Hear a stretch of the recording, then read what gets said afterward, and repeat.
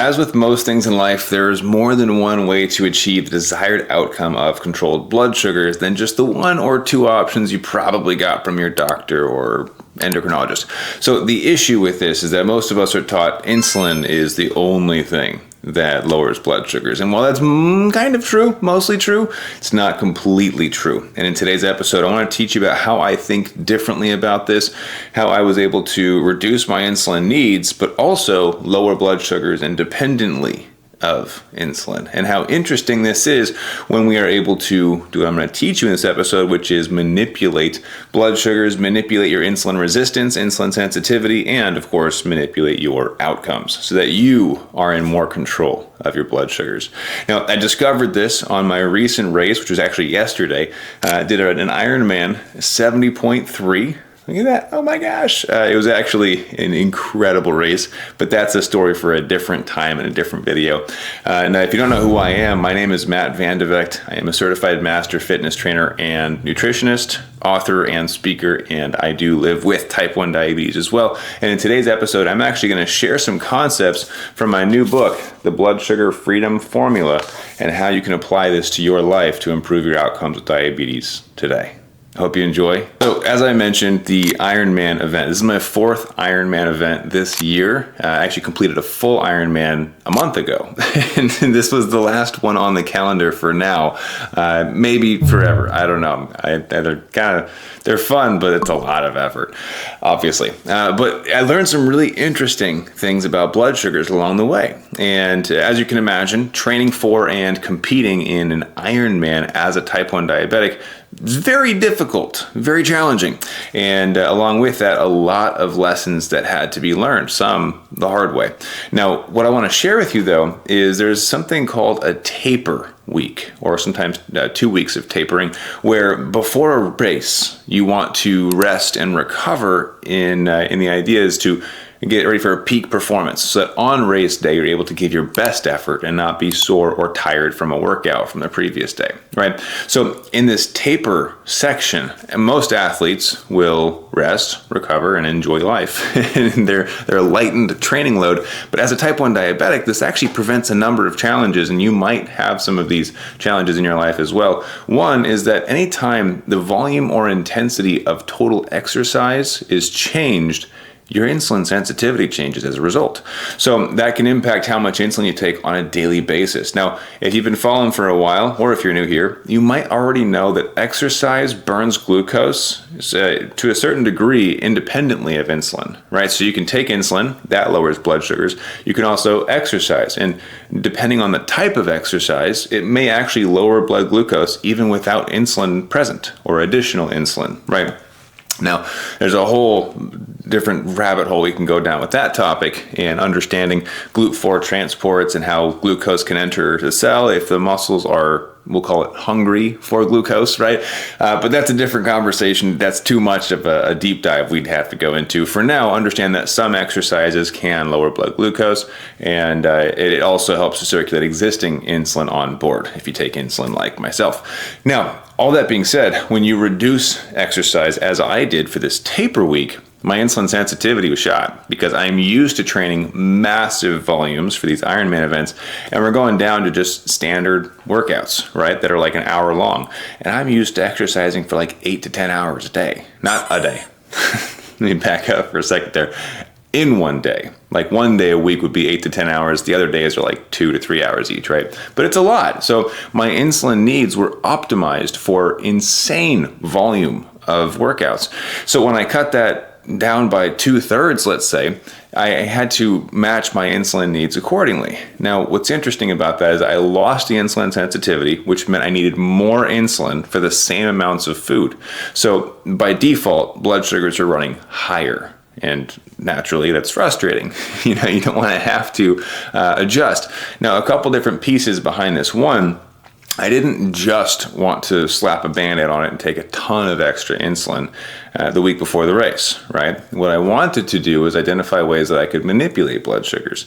Now, one of those things that I can do is if I lose insulin sensitivity, I also need to reduce insulin resistance. If I can do both of those at the same time, my insulin needs, hypothetically, should stay the same, which, by the way, it's all about balancing the equation. I mentioned the blood sugar freedom formula, this beautiful book right here that just came out a month ago and has already hit bestseller in 3 different categories. If you haven't gotten this yet, by the way, you'll find it on Amazon. The Blood Sugar Freedom Formula. If you have found it and you're reading it and you like it, whether you like it or not, I would love to hear what you have to say about it. Reviews are what make the worlds go around. The world. There's only one world that we live in.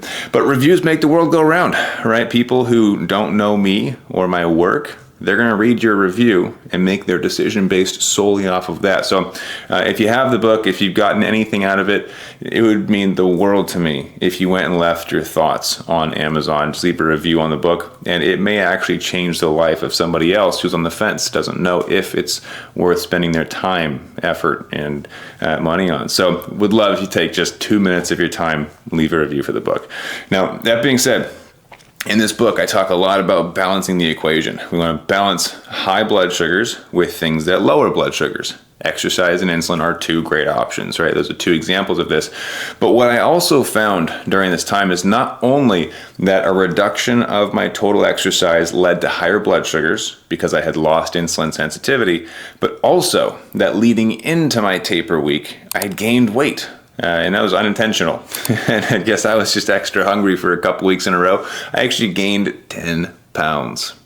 10 pounds. So upon weighing myself, I also recognized that was probably part of the equation. Part of the reason that I was seeing higher blood sugars.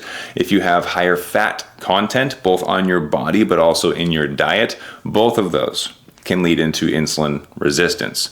So I'm looking at this equation. I have less insulin sensitivity and I have more insulin resistance in 2 areas, right? Because I've been snacking on higher fat foods as well. Not that higher fat is bad inherently, but if you don't know what to expect, it's going to catch you by surprise, right? So what I've identified already are 3 different factors that are leading into higher blood sugars. Now, first thing to mention, could I have just taken a ton of extra insulin to fix this? Hypothetically, yes, but that doesn't optimize for my outcomes, right? We want to look at the whole picture, not just what would fix blood sugars in the now, but what is the true solution for me, and not just a Band-Aid fix.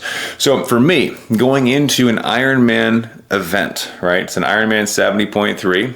I know that I'm going to perform better if I can drop a few of those extra pounds, right? Because I'll admit, they weren't all muscle, okay? Unfortunately, you can't physically gain 10 pounds of muscle in a few weeks. It just doesn't work that way. So I know I've got at least a couple extra pounds of fat hanging around, making me more insulin resistant, yes, but I'm also gonna have to carry that with me through the race course. And when you have to race 70.3 miles in a half Ironman, or like my race last month, 140.6 miles, you want to get rid of whatever extra weight you can, right? That's a long way to take even a couple extra pounds with you. So first step was, instead of just throwing extra insulin at this, I want to think differently about how I can approach this and optimize for my outcomes. So you do have to put your thinking hats on for this one. And I know that sometimes there's a little bit of extra friction when you have to do some thinking, because diabetes already requires enough thinking as is, right? It's crazy. Now, what I considered was, I want to lose weight, yes. I want to reduce insulin resistance, yes. How can I accomplish both of those? I can eat less fat, because fat is the most calorie dense of the macronutrients. Quick calorie lesson. Everything you eat is made up of either carbs, fats, or proteins, or a mixture of the 3. Carbs and proteins have 4 calories per gram. Fats have 9 calories per gram, more than double. So I know if I reduce my fat intake, I will not only reduce insulin resistance, because higher fat diets introduce insulin resistance, but I will also effectively reduce my calories enough to see weight loss.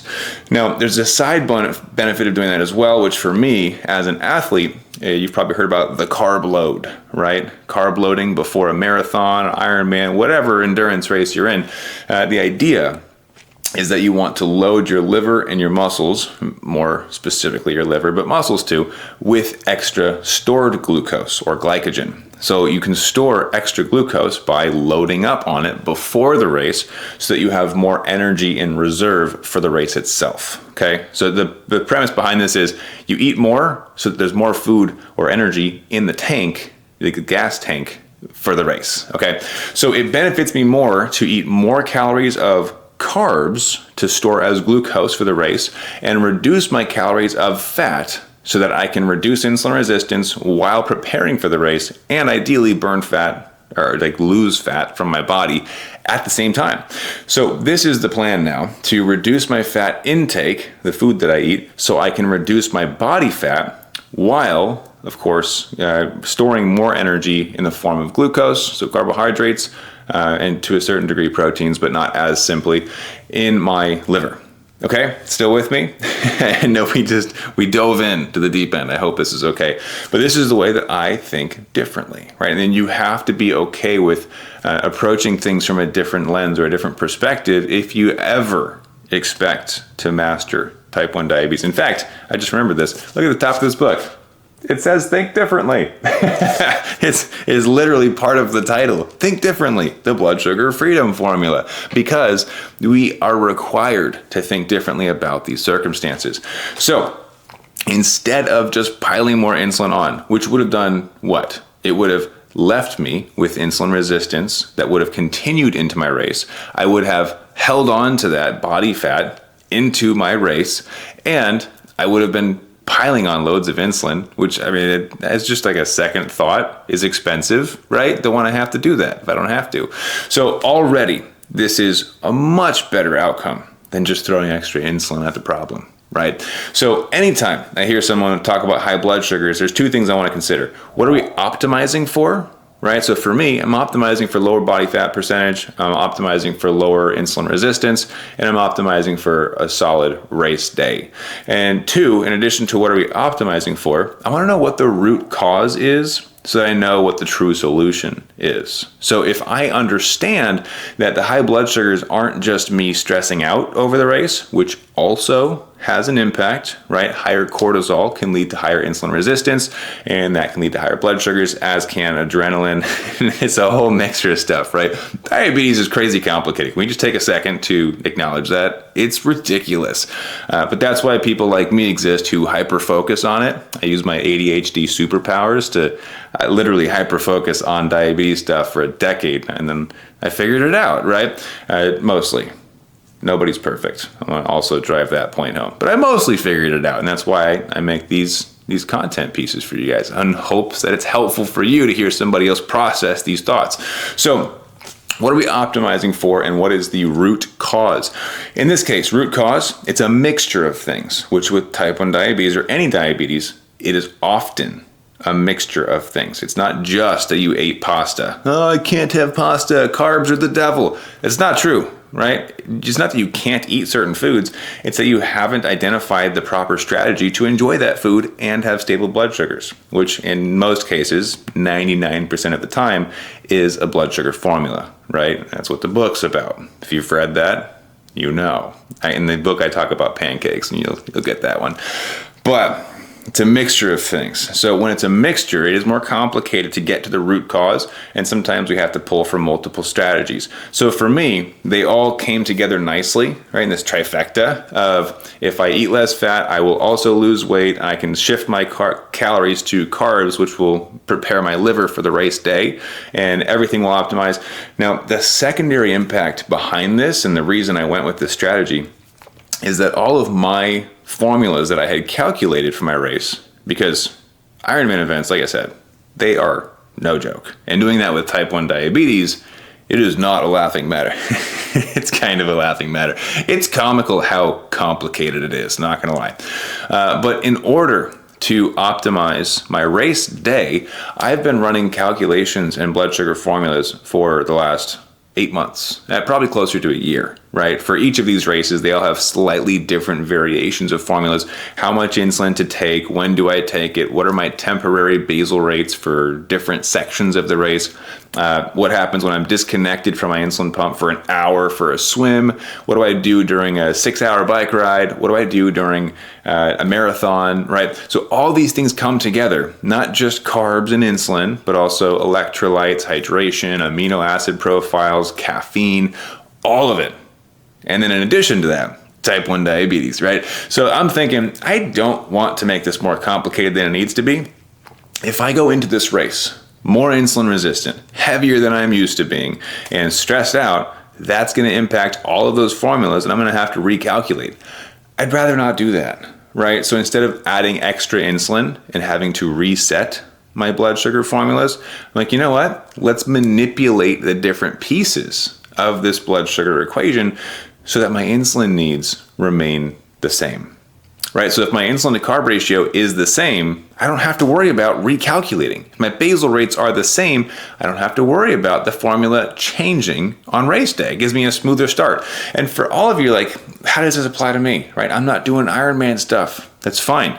Your day-to-day life can remain the same with your insulin needs if you know which strings to pull on, which pieces to manipulate in your blood sugar strategies.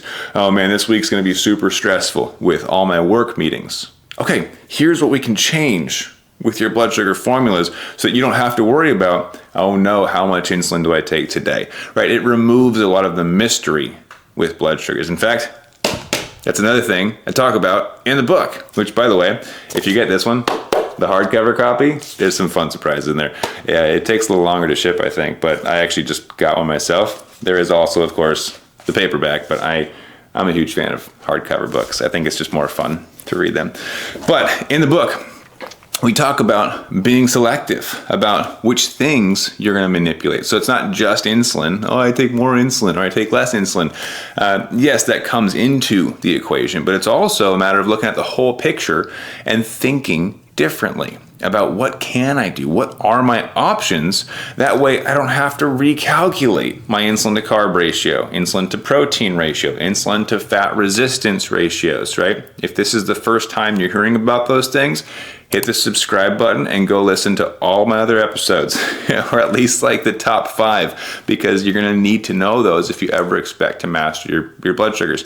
Now, understanding is a big part of this as well, yes, but simply getting curious about why did that just happen opens up a whole new world, right? If you assume you know the answer, you will never get curious enough to pursue the deepest answer or the root cause. If you assume you don't know the answer, your mind remains open to possible solutions. So even if you have an answer, one of them, if you just go, okay, maybe I'm ignorant, maybe there's something else out there, your brain literally keeps a foot in the door, right? To look at, I wonder what else is out there. What if there is a different answer? So I challenge you to be open to new strategies, open to new things. And if you have not yet picked up this book, Open to Blood Sugar Formulas, right? And by the way, again, Amazon, go, The Blood Sugar Freedom Formula by Matt Vandevecht. Change your life. You read the reviews that are already there, and if you've already got it, go add your review to that list. It will help someone make what could be a pivotal choice in their life to transform their journey with type 1 diabetes. So all that to say, I was able to manipulate my blood sugars so that I didn't have to manipulate my insulin. Insulin needs stayed the exact same. I was able to lose a couple pounds, get that back in check. I reduced my fat intake to reduce insulin resistance, which brought my calories down, and I was able to properly prep my muscles and my liver glycogen storage and have a successful race. Now, I'll have to make a different video. Maybe it's next week's episode, maybe not, I don't know. But I'll do a whole breakdown of that race, the Ironman 70.3 in Indian Wells. It was, by all measures, my perfect race.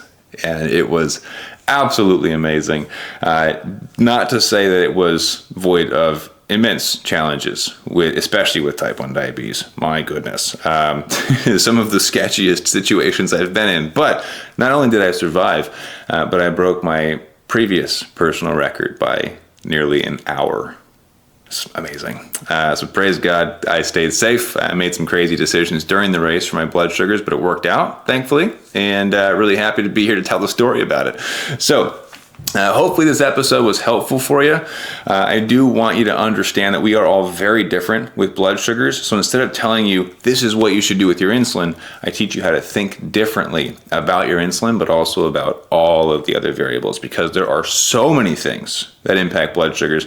In fact, if anything stuck out to you in this video, one thing that we do inside of our communities, we type the word renegade followed by what stood out, what was a light bulb moment or an epiphany. So if you're here with me on YouTube or wherever you want to drop comments, literally typing out that word renegade and then the lesson will help it to imprint on your mind better, because your brain goes, we stopped to interact. We stopped to mark something down. This must be an important thing to them. Maybe we should remember it. So if this is the first time you heard about an insulin to protein ratio, for example, write it down, comment it, let the world know, and it'll stick with you even longer. So if you enjoyed this one, be sure to hit the like button, subscribe, stick around if you're new here. We'd love to have you.